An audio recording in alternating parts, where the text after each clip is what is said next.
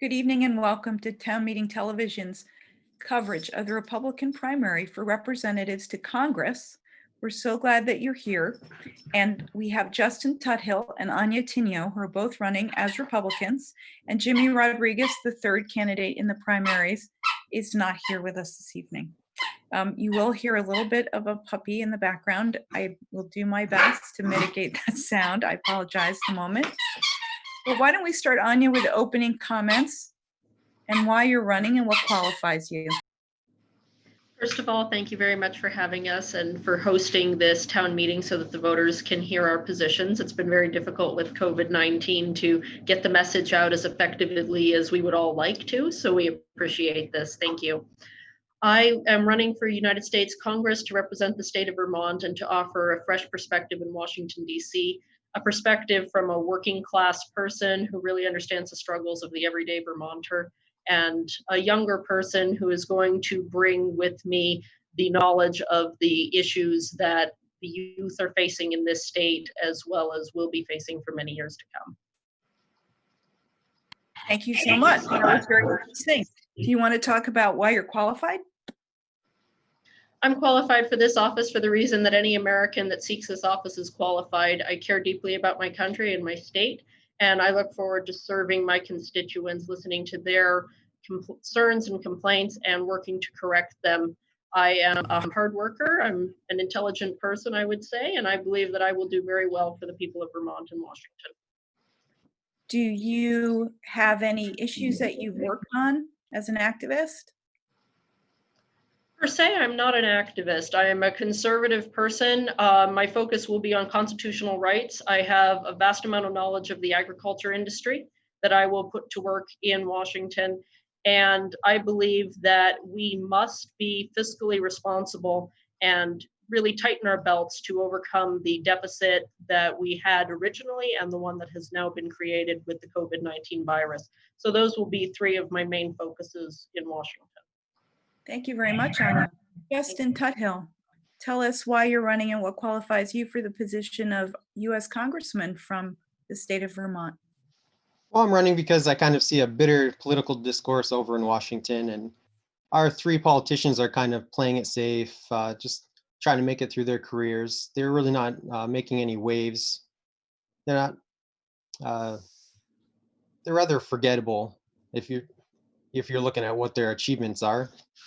So I'm thinking that we can do better for the average American. I feel I'm a good moderate candidate. I'll have some issues which will reach across to Democrats, which they can agree with, but I'll also have issues which might also align more Republican as well. So I think if we have a moderate candidate that can reach across on both sides, this will be a good step for Vermont to get away from our three current representatives. So a part of what brings me here is, I'm a Vermonter, I'm a father, I'm a husband, I'm a full-time employee. Of course, I bring all of these issues to the table. I'm experiencing the same thing as everyone else when it comes to employment and trying to take care of kids, finding daycare, which if you can find it, it's not affordable. I went to Norwich University. I studied in Montreal in France. I got my master's degree in Poland, where my wife is from. And I went on to live there for almost a decade, about 8 years thereafter.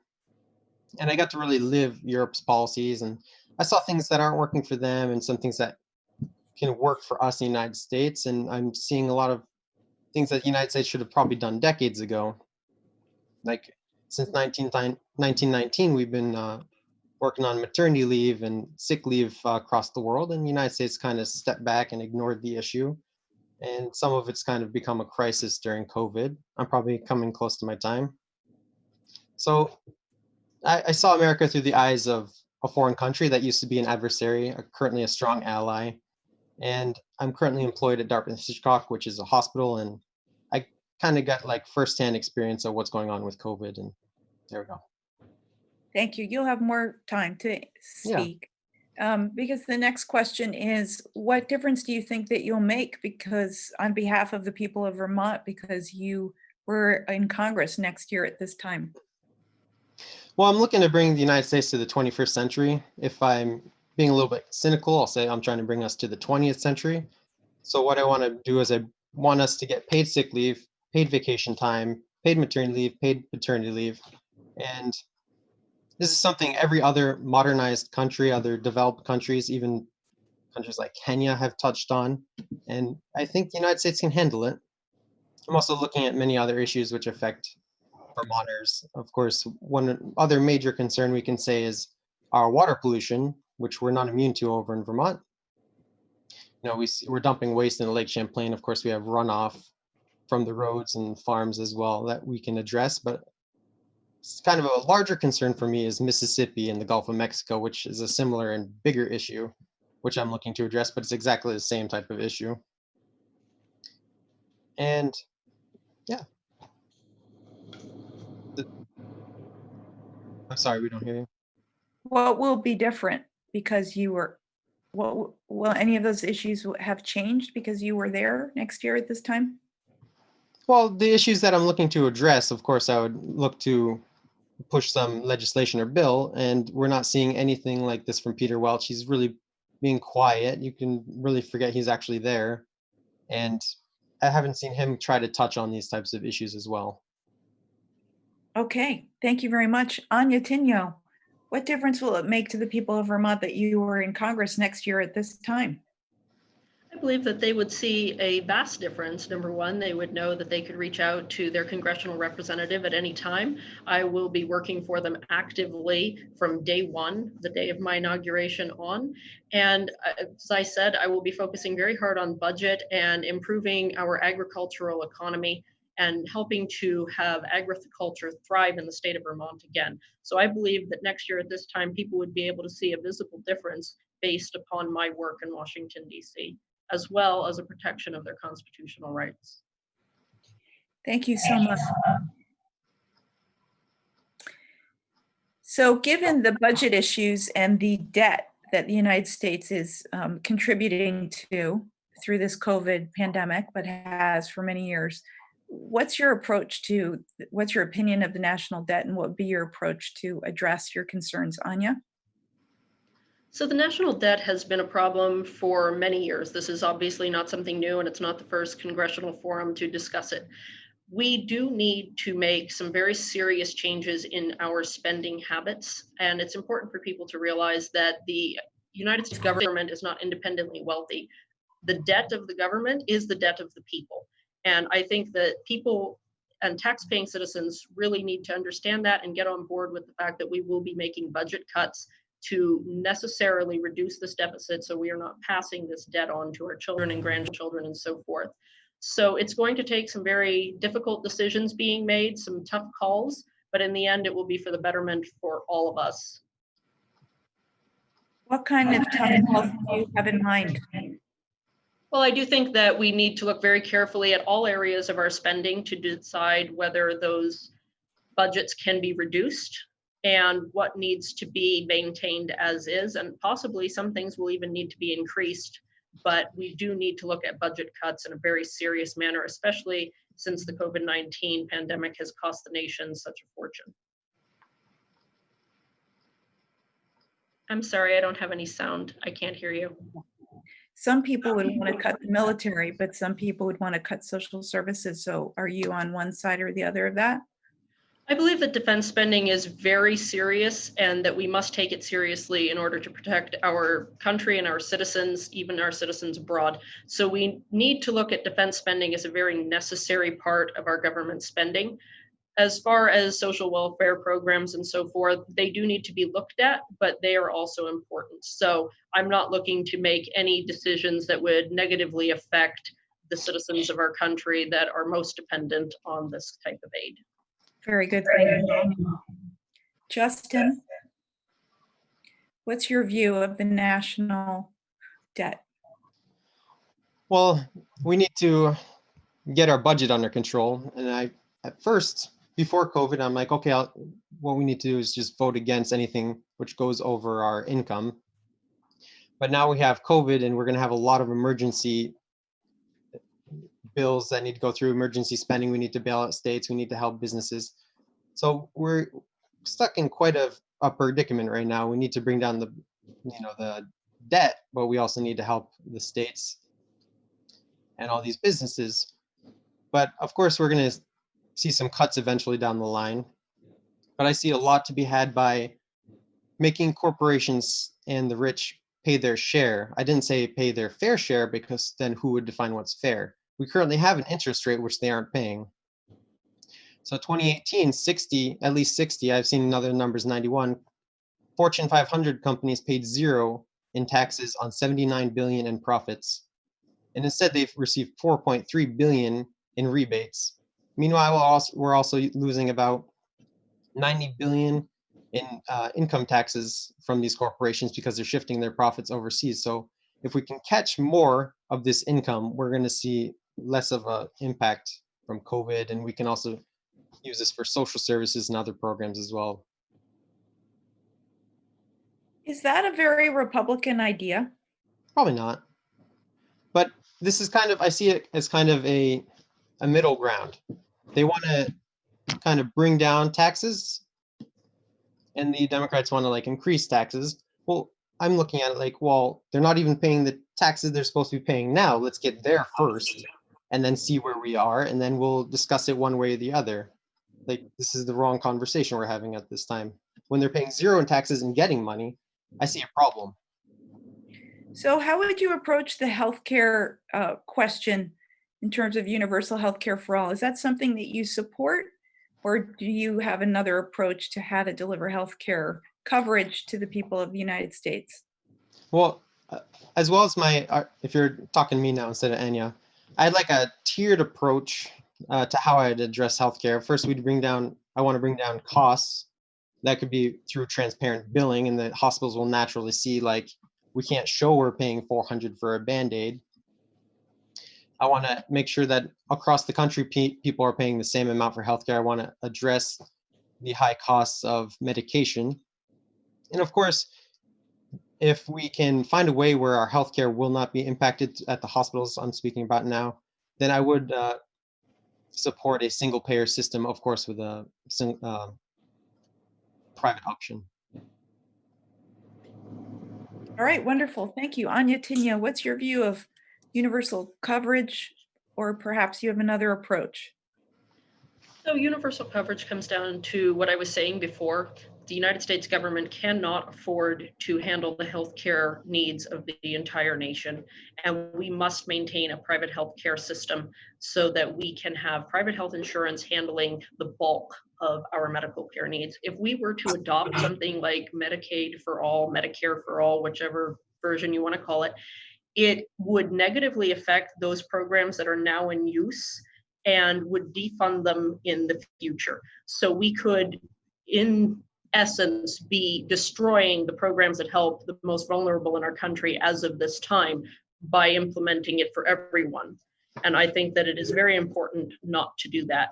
As far as healthcare services go, we do need to have an independent health insurance provider's ability to compete in the marketplace to drive costs lower. And I do agree that we do need to look at the cost of actual healthcare, like the medicines, the pharmaceuticals, the fact that you can get an x-ray at one hospital for one sum and another for another sum, or a higher sum. All of these things do need to be looked into. And I think that it would take a very careful investigation to see how to move forward without harming our country's current Medicaid program. I'm going to ask you a question that's not on here, so do this with this what you will, but what's your view of the opening of schools in Vermont and nationally during this period, Anya? I would encourage anyone with the ability to homeschool their children during this time to do so. I think that online learning and the ability to connect with teachers virtually, et cetera, is a very powerful tool that we are blessed to have at this time for this particular crisis.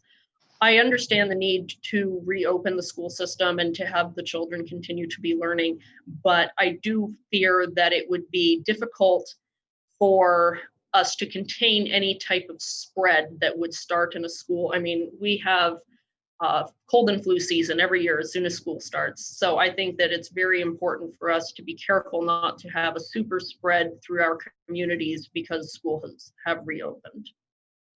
Thank you very much. Justin, what's your view of the reopening of schools in Vermont and nationally? Well, as with many issues. The best solutions are probably going to be the most local we can get at the town level or county level. It's going to be up to these areas to decide if they're going to open, but it's quite a predicament because a lot of people, if they are returning to work in September, every week in COVID is kind of like a month, so things are evolving quickly. So we need to see if businesses are opening, people are definitely going to be returning to work. So this is going to be kind of a key issue that municipalities need to consider. I really see that we need to put some protection in place if we're going to open up schools. What that means, it might mean we need to spread people out more. They're definitely going to need to be wearing masks. Kids don't like wearing masks, especially the smaller ones. I can tell you, it's impossible. And probably going to have so less pupils. It's going to be quite a problem. But I definitely see that we need to open them because people just can't go to work, and they can't go to work to pay their bills and pay everything they need to and have to worry about babysitting the kids. Because I know some people who have kids are even like 13, 15, they're not doing their homework when they're doing this video schooling. So they really need to be babysit a little bit. Thanks so much. For those of you who might have just joined us, we're talking with Justin Tuthill and Anya Tynio, who are running in the Republican primary for U.S. Congress, which the 11th of August is Election Day. If you haven't yet gotten your ballot, feel free to go ahead and do that. I'm going to ask you a question about the opiate epidemic, and starting with you, Justin, do you think we've done enough? This was a major issue on the horizon a couple years ago, and it seems to have receded in the background. Do you think we still have an opiate epidemic, and that nationally we're doing enough to address it? That's interesting. It kind of really got swept under the rug with the current political climate and COVID-19. Well, I see Vermont has quite an interesting program, but I was looking at the statistics because indeed this issue did kind of disappear off the radar. And I'm not seeing like the overdose numbers are going down because of the program. I see their potential, but I would prefer like a detox approach. I'm sure some people would be against that. We're not using medication outside of these facilities to kind of prolong or give them people their fix or addiction.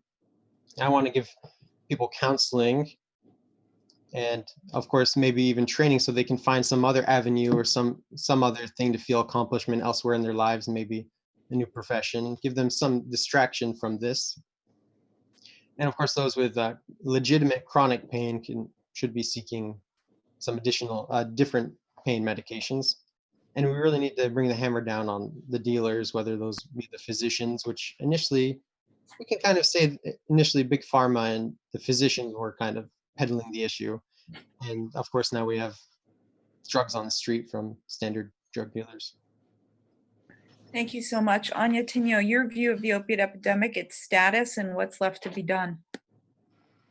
Well, as long as we have anyone addicted to opiates in this country, we have not completed our job. It is our focus to completely reduce that and to stop the harm being caused by such addiction in our country and to our citizens. And unfortunately, for those that are addicted, it is a tragic situation that they are not only harming themselves, but oftentimes those they love and hold dear to their hearts. So as far as the programs go, I do believe that they have had some effect, but we do need to continue to work upon them. And I do feel that we do need to have very strict penalties for anybody peddling or dealing drugs, especially when we're talking about minors involved. There needs to be very strict penalties to prohibit such behavior. Anya, do you have a question for Justin Tuthill? Sure, I would like to ask Justin a question. Many of your policies do seem to lean towards more of moderate Democrat, I would say. And I was just curious what made you run as a Republican in 2020? Well, a lot of it's how the Democrats have been acting in Congress and what we're seeing on the streets with Antifa and BLM. And I can't condone that type of actions. Like we're burning down streets and they're doxing people. People are getting fired for difference of opinion. This is really what kind of makes me lean more Republican.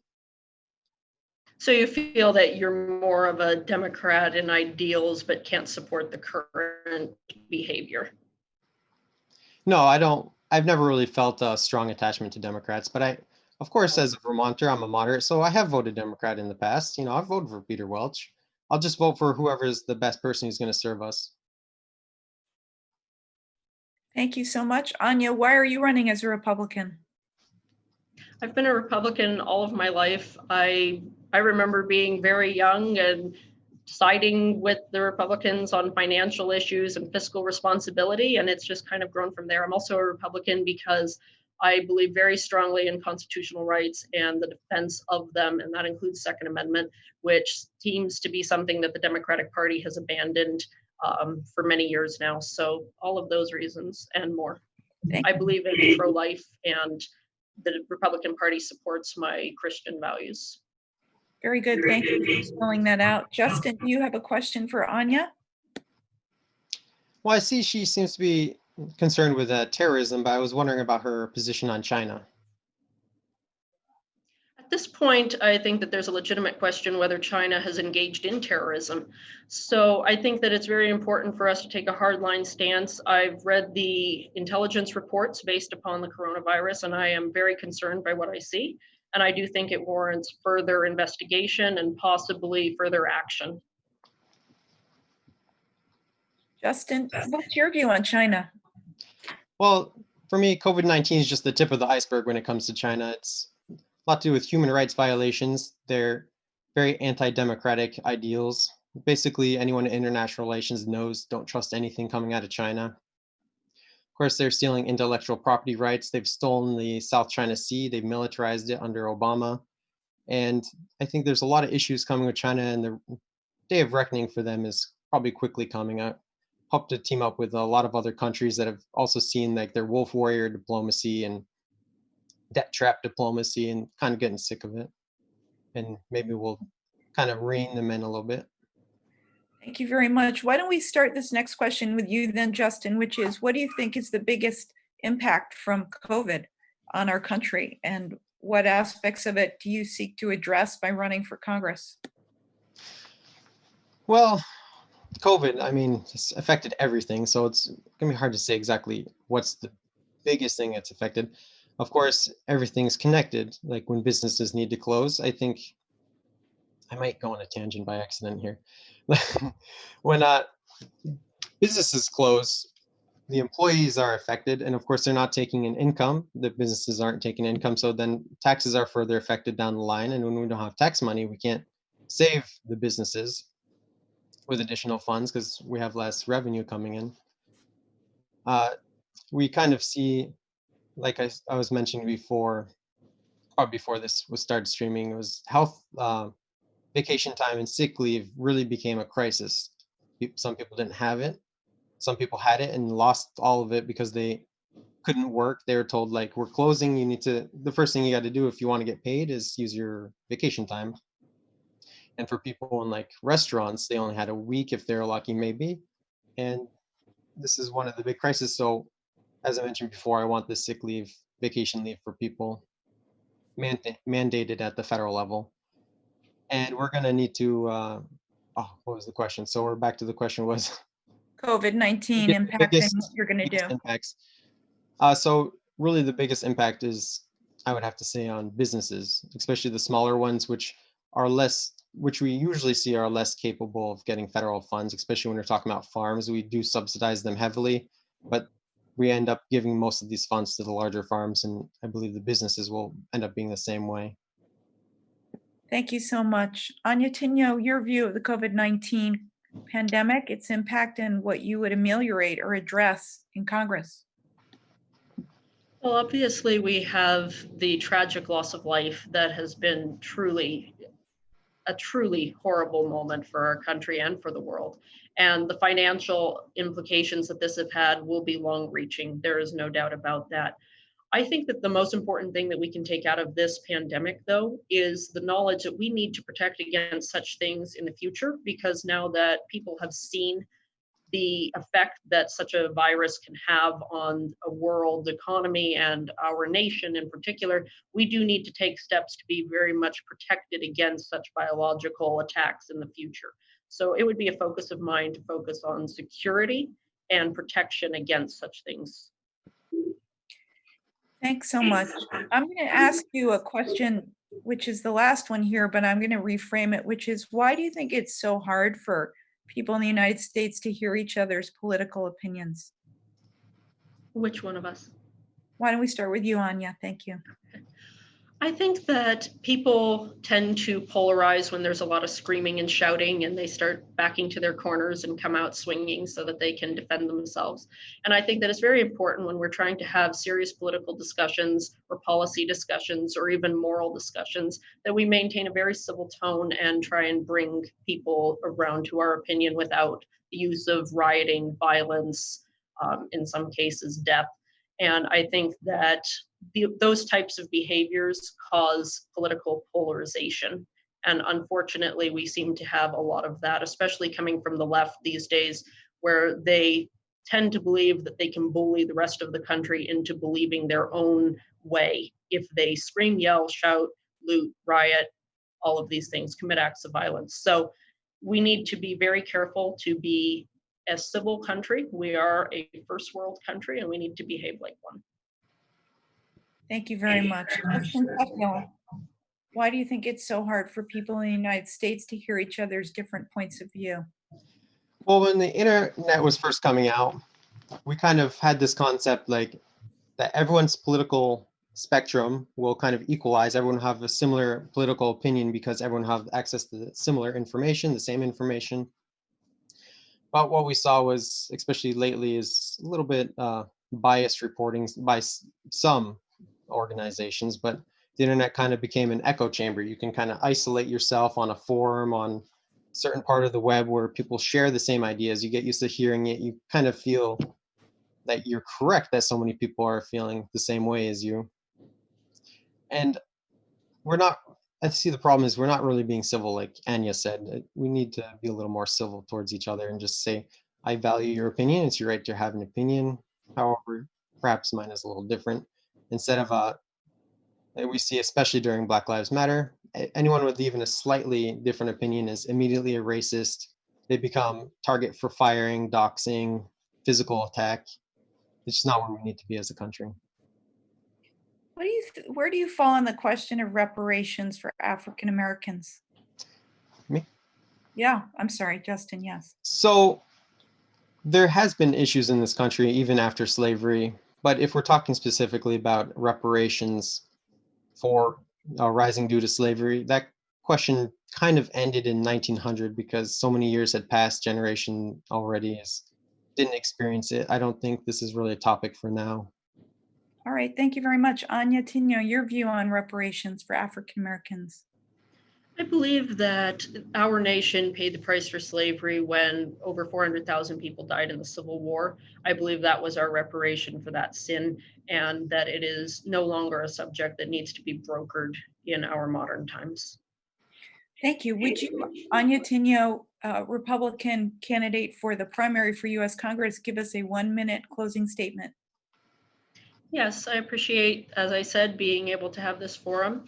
And I look forward to serving the people of Vermont and Washington, D.C., protecting their constitutional rights, standing up for agriculture, regrowing our agricultural community. I have seen over the past years how it has just steadily declined. And I know that Vermont is proud to be and have its agricultural heritage and its logging heritage, all of these things. And I will work very hard to restore that for them. I will also work very hard to help with the problem of economic decline for this state. Currently, we have an aging population that are not bringing the tax revenue into the state that we need to thrive. And it will be a focus of mine in Washington, D.C. to help companies to view the state as a lucrative place to have their businesses and to come to the state to provide good paying jobs for people that wish to have them in Vermont. That will take work on the state level as well, which is something I won't have a lot of control over, but I do intend to be an advocate for the state of Vermont. And I look forward to serving you in Washington, D.C. Anya Tynio, thank you very much. Thank you. Justin Tuthill, your closing statements, 1 minute. Well, I feel I'm very close to a lot of the issues that are facing Vermonters. I'm experiencing them as well, unlike some of our current representatives who've been in office 15 or even over 50 years. They can't really appreciate the issues that we're going through at the moment. And, I bring a different worldview. I've been to different countries. I experienced how it is over there, and I really see why we can't implement a lot of things in the United States. And so I'm bringing my life experience and, of course, where I am right now to Vermont and to our representatives over in Washington, D.C. Of course, I agree that we do need to become more business friendly in Vermont. We need to become less regulated, perhaps less tax as well. But a lot of that's going to have to come down to the state level. They need to have the willingness to do that. But at the federal level, we need to be more people oriented. We need to be less willing to throw money towards large corporations and perhaps lean more towards the smaller businesses and the people as some of my suggestions throughout this conversation. All right, thank you very much. We've been speaking with two of the three candidates for the Republican primary to representative for Congress. And we are happy to have been with Justin Tuthill and Anya Tynio. Jimmy Rodriguez was not able to join us. Tomorrow night or at a separate program, depending on how you're watching this, whether it's on 1087 Comcast, BT 17, 317, CH17.TV, or on YouTube, we are going to be interviewing the Democratic candidates for Congress on Friday evening at 5:30 Eastern Standard. Thank you so much for watching and for the continuing coverage of Town Meeting Television on behalf of all of us. Thank you so much, and don't forget to vote on August 11th. Thank you.